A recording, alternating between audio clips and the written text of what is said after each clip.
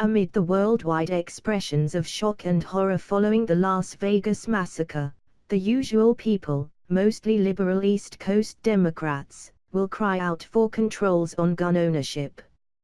And the usual people, middle Americans, especially Republicans and especially in such states as Texas, will sustain their unyielding resistance to any new law. And the Freedom Lobby, as it thinks of itself, will win. Here is a country with an estimated 270 million firearms in private hands, almost one apiece for every man, woman and child in the land. Nearly half of all U.S. households has a gun, most often a pistol for personal protection. Beyond the traditional claim, harking back to the 1776 Constitution, about a right to bear arms, many Americans passionately believe, in the face of overwhelming statistical evidence to the contrary, that they are safer living in a house with a gun. Yet there were at least 133 mass killings between 2000 and 2014 in the US, compared with 4 in Canada, 2 in Australia and 1 in Britain. And that was before the 49 shot at a Florida nightclub last year and Sunday's massacre. Private enterprise murder on such a scale is only possible in a society which grants almost everybody unlimited access to automatic assault weapons, such as appear to have been used in Las Vegas. Until 2004, the federal assault weapon ban prevented citizens from owning such hardware, but since it lapsed, every attempt to renew it has fallen in Congress. Such is the power of the gun lobby, spearheaded by the National Rifle Association, that many members of the U.S. legislature tremble for their seats if they speak up for gun controls. It is widely thought Hillary Clinton's backing for at least some new controls contributed to her wafer-thin election defeat last November.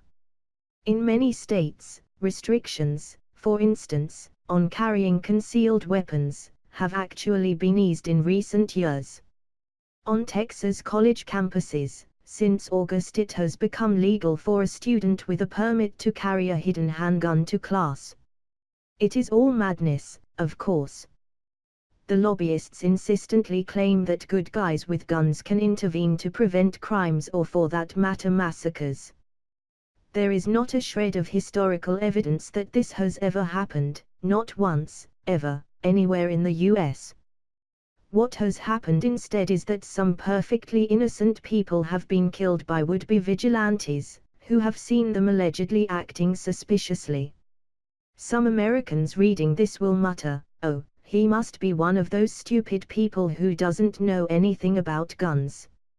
Yet I have owned sporting guns all my life.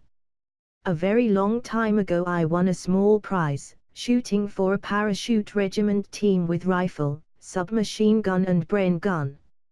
I have fired handguns on FBI ranges and tried most military small arms sometime, someplace. So no, I am not anti-gun.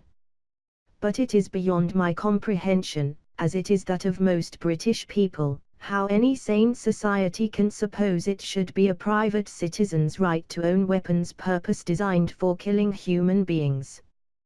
Back in 1996, I thought that Michael Howard, as Home Secretary, went over the top when he imposed a total ban on all handgun ownership after the Dunblane shooting, in which 16 children and a teacher were murdered. Such terrible crimes are mercifully very rare in Britain, and the ban seemed tough on British target shooters, who regularly won medals at the Olympics. I have since changed my mind. Howard was right. Disarming Britain, so that the only firearms left in private hands are those designed for sport, was an appropriate precautionary measure. Very occasionally killings continue to be carried out with legally owned shotguns, often a loss of family members. But no shotgun could ever kill people in the numbers that Americans routinely achieve in their massacres. Moreover, in addition to deliberate acts of homicide, each year in the US about 15,000 accidental shootings result in about 600 deaths. Almost daily, Somebody somewhere picks up the handgun they bought for personal protection, and it goes off with tragic consequences. In the wilds of Southern California a few months ago, a man whom I was visiting took me to his study to show me a file on his computer. Seeing me glance uneasily at the automatic pistol lying beside it, loaded, of course, he said only a little apologetically, "That's what we do here." And so it is. Yet it need not be this way. After the 1996 Port Arthur killings in Australia, in which 35 people died, the country rallied in an extraordinary fashion against the gun lunatics. All automatic weapons were banned and there was a national buyback scheme, whereby at a cost of more than £300 million some 600,000 weapons were surrendered or purchased by the state.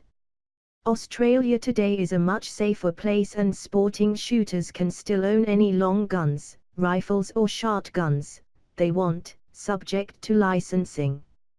Yet no such outbreak of common sense will happen in the US. Social media, which empowers extremist minorities of all kinds to communicate with each other, perpetrating frightful untruths, has immeasurably strengthened the gun lobby. Only yesterday, right-wing websites were claiming, utterly falsely, that the Las Vegas murders were the work of a named anti-Trump Democrat. The argument prevails that if all the law-abiding people give up their guns, then only the bad guys will have them. Many of those who carry out massacres are not only extreme gun owners, but obsessive online followers of extremist groups. The gun lobby resists serious mental health checks, or tighter monitoring of dealers. A 1995 survey found that 57% of all guns found at fatal crime scenes were sold by 1% of dealers, and not much has changed since. The world market for handguns is overwhelmingly dominated by American private buyers, and gun dealers run a formidable sub-lobby of their own. As the US becomes ever more tribal, ever more resistant to rational discussion across political parties about health care, the weather or gun control, the massacres will go on, because President Trump himself leads the true believers, who think it more important to preserve the right to own assault weapons than to keep them out of the hands of people such as the Las Vegas mass murderer. Those of us who love and respect the United States throw up our hands in despair. Did you know that in Florida, a florist cannot practice his or her art without taking courses and buying a license that costs at least £500?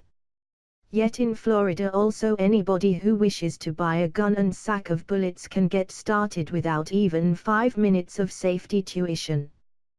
This makes it unsurprising that 44% of Americans claim to know someone who has been shot.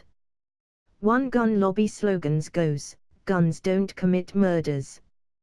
People do."